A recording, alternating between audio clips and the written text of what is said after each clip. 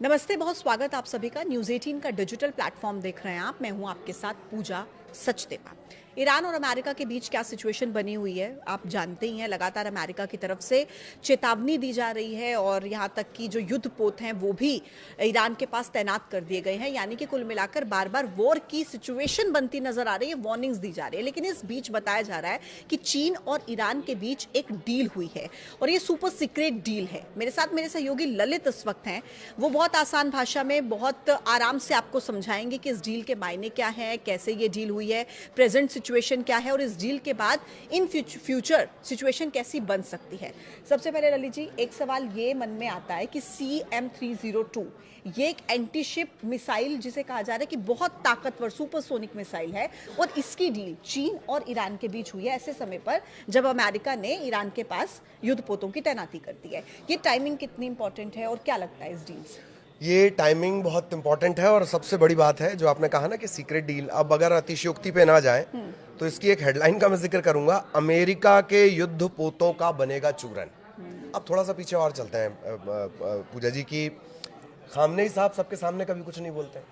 वो खामनेई साहब पब्लिक में आकर कहते हैं कि भेजो तुम अपने युद्ध पोत, हम उन्हें समंदर में डुबो देंगे। मतलब उन्हें ये पता था कि उनके पास या तो वो हथियार है और या फिर आने वाला है। 2 साल से डील चल रही है। हाँ, 2 साल से डील चल रही है, अब ये फाइनल हुई है। इसके अलावा मैं आपको बताऊं कि ये जिस CM-302 का आपने जिक्र किया, अदृश्य शिकारी के तौर पर इसे जाना जाता है। कुछ खूबियां मैं इसकी निकाल कर लेकर आया हूं और बड़े एयरक्राफ्ट जंगी जहाज़ों को बहुत आसानी से टारगेट कर लेती है। सबसे इसकी खासियत है सी स्किमिंग, यानी पानी की सतह से 10 से 15 मीटर की ऊंचाई पर ही उड़ती है।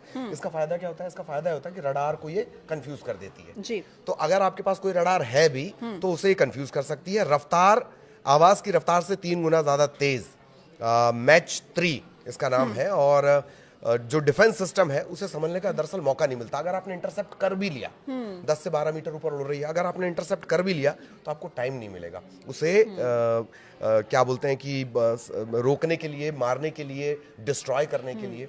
और अब मुझे याद आ रहा है कि खामनेई साहब ने क्यों कहा था कि आप जितने युद्धपोत चाहे भेज दीजिए, हम उनको समंदर में डुबा देंगे। और जाहिर तौर पर अगर इतने हथियार हैं, उनकी खुद का जो मिसाइल पावर है, अमेरिका की सबसे बड़ी दिक्कत ही है कि उनका मिसाइल पावर, बिल्कुल सही। और उस मिसाइल पावर के चलते वैसे ही अमेरिका परेशान था। और अब आप कह रहे हैं कि चाइना से भी जो डील हो गई, जो सीक्रेट डील हुई है, जी। मतलब ये चाइना के साथ एक बात और है, इनके धंधे की खबर जितनी आती है उससे कई गुना ज्यादा धंधा हो चुका होता है।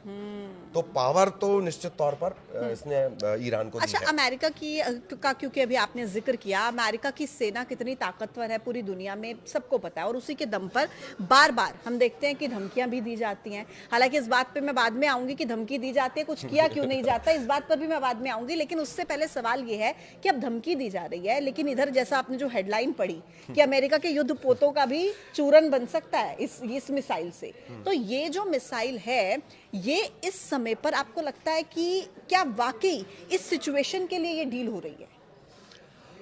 दरअसल इस पर्टिकुलर सिचुएशन से ज्यादा ईरान अपने इजराइल इजराइल को ज्यादा बड़ा खतरा मानता है। और जूइश लॉबी इतनी मजबूत है यूएस में, यहूदियों की लॉबी इतनी मजबूत है कि वो कभी कभी तो जो जानकार है उन्होंने ये तक कह दिया कि एक तरह से दबाव बना रहे हैं ये उस ट्रंप पे जो अमेरिका फर्स्ट का नारा देते हैं, उस अमेरिका पे जिनका कोई प्रेसिडेंट हो दुनिया में, वो किसी के साथ भी नाच लें, झूला झूल लें, गलबैयां कर लें, नारे करवा लें, डांस कर लें, पर करेंगे वो अमेरिका फर्स्ट।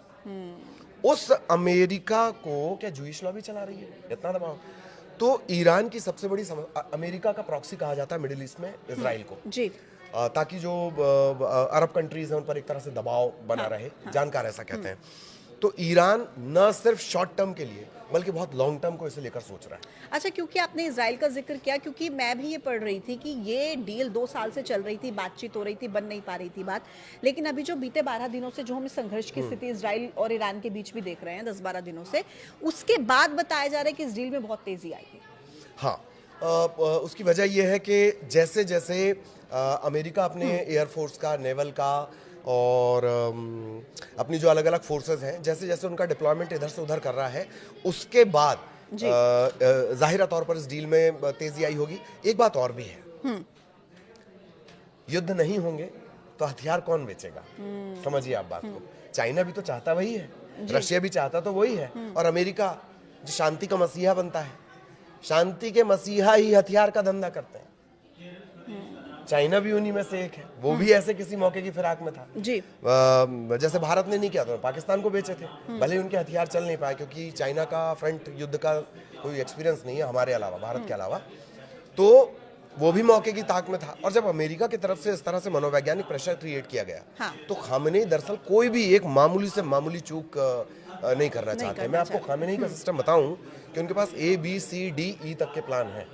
अगर खामेनेई साहब को कुछ हो गया, उनके बेटे को असैसिनेट कर दिया गया, तो उसके बाद कौन जिम्मेदारी संभालेगा? अगर उन्हें कुछ कर दिया गया B को, तो C कौन है? C को कुछ कर दिया गया तो D मतलब कौन? दूर की प्लानिंग है, दूर की प्लानिंग है। और वो इस वजह से, क्योंकि अमेरिका और इजराइल पर ये भरोसा नहीं करना चाहते, एक बात। दूसरी बात, पिछले बार भी बातचीत चल रही थी, अमेरिका ने हमला कर दिया, ठीक, इजराइल ने अटैक कर दिया। वेनेजुएला से बातचीत चल रही थी, अमेरिका ने अटैक कर दिया। जी। आप बातचीत की बातें कर रहे हैं, उधर ट्रम्प कह रहे हैं कि अभी हमला कर देंगे, तभी हमला कर देंगे, ये फोर्स भेज दी। ये वजह है, और इसी वजह से शायद ये जो तनाव बढ़ा, तनाव बढ़ने के बाद इस डील में तेजी आई है। अच्छा, आपको क्या लगता है ललित जी, क्योंकि बार बार वार्निंग्स दी जा रही हैं, डोनाल्ड ट्रंप बार बार कह रहे हैं कि हम हमला कर देंगे, हमला कर देंगे, लेकिन एक हिचक सी क्या आपको लगती है हमला करने में? बहुत सारे फैक्टर हैं। दरअसल इससे पहले वो बोलते रहे, एक बात, अमेरिका में मिड टर्म चुनाव है, ठीक जी। ट्रम्प की हालत खराब है, खराब हालत में सबसे अच्छा तरीका युद्ध के मैदान में कूद जाओ, देश एक हो जाता है। तो या तो ये उनकी सोच चल रही हो, एक बात। दूसरी बात, अंदर खाने उन्हीं के जो जैसे तुलसी गैबार्ड है मेरा ख्याल है, और वेंस, ये सहमत नहीं है कि ईरान पर यह हमला किया जाए। Point number 2। ठीक। पॉइंट नंबर 3 के 19 तारीख को पीस बोर्ड की बैठक होनी थी, उससे पहले हमला करने की गुंजाइश नहीं थी। अरब कंट्रीज में क्या मैसेज जाएगा?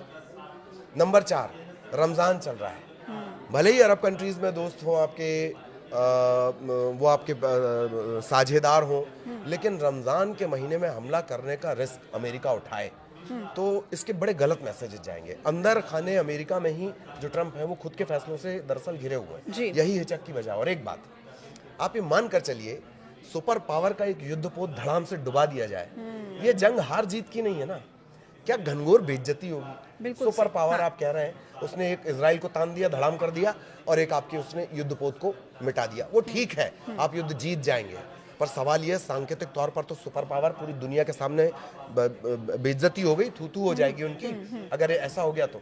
इन सारे गुणा गणित को वो देख रहे हैं। ठीक, मेरे आखिरी के 2 सवाल हैं आपसे। एक सवाल ये कि चीन और ईरान के बीच अगर ये डील हुई है, वाकई हुई है, अब हालांकि क्योंकि अभी तक ऑफिशियली कुछ अनाउंस नहीं किया गया, डिलीवरी कब होगी, ये नई कीमत, कितनी मिसाइल्स ऐसी ली गई है, कुछ भी अभी अनाउंस नहीं किया गया, लेकिन अगर ये डील हो गई है तो क्या आप मानते हैं कि ये सिर्फ एक मिसाइल डील है, या फिर चीन और ईरान के रिश्तों का इसमें बहुत गहरा कुछ ना कुछ असर होगा?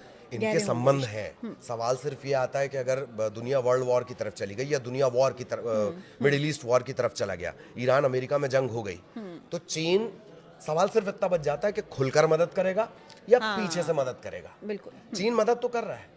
मैं आपको बताऊं कि ये जो बड़े बड़े शिपमेंट के मूवमेंट होते हैं, इन्हें ट्रेस नहीं किया जा सकता। अमेरिका जैसा सुपर पावर अपने हथियार इधर से उधर कर रहा है, और वो सारी चीजें ट्रेस हो रही हैं। उसके पीछे ये है चीन जो इंटेलिजेंस शेयरिंग है, चीन का जो उपग्रह के थ्रू वो जो रिसर्च करता है, या जिसपे कहें कि वो पूरी निगाहें रखता है, ट्रैकिंग सिस्टम, वो बहुत जबरदस्त है। उसमें मेरा ख्याल है एक भारत को बहुत लिमिटेड मिलिट्री एक्सेस है, आमतौर पे नहीं मिलता, लेकिन भारत को उसमें मिलिट्री एक्सेस मिला हुआ है। और अब ऐसा लगता है कि उसी बड़े सैटेलाइट में मिलिट्री एक्सेस संभवतः ईरान को मिला, और अगर नहीं भी मिला है तो खुफिया इनपुट तो मिल रहा है। एक बात। दूसरी बात, अगर ये मान लिया जाए कि आपने यूरेनियम फैसिलिटीज जून में खत्म कर दी थी, किसकी? अमेरिका ने हमला करके, ठीक। अगर आपने यूरेनियम फैसिलिटी खत्म कर दी थी, आपने परमाणु जो बिल्कुल डिस्ट्रॉय कर दिए थे, आपने बम वर्षक मार अपने आप की पीठ थपथपा रहे थे। परमाणु बम के लिए 90% चाहिए शुद्धता, 60% तक तो ईरान पहुंच चुका है। अपने दम पे कैसे, वो भी जबकि पूरी दुनिया ने उस पर प्रतिबंध लगा रखे हैं, अमेरिका समेत। बिल्कुल। तो जाहिरा तौर पे चाइना और रूस मदद तो कर रहे हैं। सवाल सिर्फ इतना कि युद्ध सामने से करेंगे या नहीं, युद्ध के मैदान में खुलकर आएंगे या नहीं आएंगे, मदद तो करेंगे। ठीक। अच्छा, एक आखिरी सवाल कि अमेरिका के लिए अगर ये सुपर डील अब चीन और ईरान के बीच हो गई है, तो अमेरिका के लिए ईरान के मिसाइल प्रोग्राम को रोकना और कितना मुश्किल हो जाएगा? बहुत ज्यादा मुश्किल है ये, क्योंकि ईरान उस मोड में आ गया, उस मेंटल स्टेट में आ गया। वहाँ के आप बड़े बड़े जानकारों को, जो मौलवी हैं, उनको अगर आप सुनेंगे तो वो अब उस मोड में आ गया कि करो या मरो। ये कौन सी डील है भाई? ये एक तरफा डील कैसी होती है कि नहीं पूजा जी आपका मोबाइल भी मुझे दे दीजिए, आप कोई कम्युनिकेशन डिवाइस में मत रखिए, आप अपनी बोलने की क्षमता भी मुझे दे दीजिए। ये तो एक तरफा डील हुई, ये डील थोड़ी होती है। ये दबंगई है, खुले तौर पर गुंडागर्दी है। आप गुंडागर्दी कर रहे हैं, तो ऐसी डील पे वो कैसे तैयार हो जाए? अब आप देखिए इनकी डील कैसे बदलती है। जिस परमाणु क्षमता को ये जून में पूरा खत्म कर चुके हैं, राइट? पहले कह रहे हैं कि परमाणु जो हथियार है वो मत बनाओ, वो परमाणु हथियार मत बनाओ जो आप जून में खत्म कर चुके हो। फिर ये कह रहे हैं कि तुम मिसाइल मत बनाओ, फिर कह रहे हैं छोटी दूरी की बना लो। मतलब पूजा एक मिसाइल बना ले, ललित एक मिसाइल बना दे और हम लोग ऐसे ऐसे खेलें। मिसाइल इसलिए बनती है, मिसाइल इसलिए तो नहीं बनती है। बिल्कुल नहीं। हाँ, तो अमेरिका की जो मिसाइल है वो सबसे बड़ी पावर है किसकी? ईरान की। ईरान मिसाइल को लेकर कोई कॉम्प्रोमाइज नहीं करना चाह रहा, वो तैयार हो गया, वो लिखकर देने को तैयार है, वो ईयर्स लिख के देने को तैयार है। वो ये तक कह रहा है कि हम नहीं कर रहे हैं यूरेनियम का एनरिचमेंट, हम नहीं जा रहे परमाणु हथियारों की तरफ। जी जी, वो यहां तक युद्ध को टालने की कोशिश में है, क्योंकि उसे भी पता है, देखिए युद्ध नुकसान ही करता है। बिल्कुल बिल्कुल। गजा में जो मलबा है पूजा जी, सिर्फ मलबा हटाने में 10 साल लगेगा। बिल्कुल सही बात। आप कितने साल पीछे एक देश को ले जाते हैं? तो वो अपने मिसाइल प्रोग्राम से ऐसा नहीं लगता कि वो समझौता करेगा। जानकार सिर्फ ये कह रहे हैं कि जंग ही एकमात्र ऑप्शन है। चलिए, अब देखना होगा कि आखिर चीन और ईरान के बीच अगर ये डील हुई है तो इसका असर, जैसा बहुत आसान शब्दों में हालांकि ललित जी ने क्लियर कर दिया है दर्शकों को, क्या हो सकता है क्या नहीं, लेकिन इंतजार करना होगा कि वैश्विक स्तर पर अब किस तरीके की चुनौतियां और ज्यादा सामने आती हैं। आज के वीडियो में इतना ही। अपनी राय जरूर दीजिएगा कमेंट बॉक्स में। देखते रहिए न्यूज़ 18। नमस्कार।